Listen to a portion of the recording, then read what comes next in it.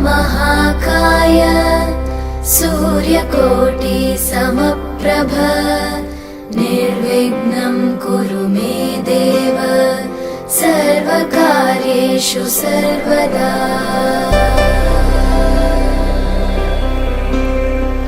वक्रतुण्ड महाकाय सूर्यकोटि समप्रभ निर्विघ्नं कुरु मे देव सर्वकार्येषु सर्वदा।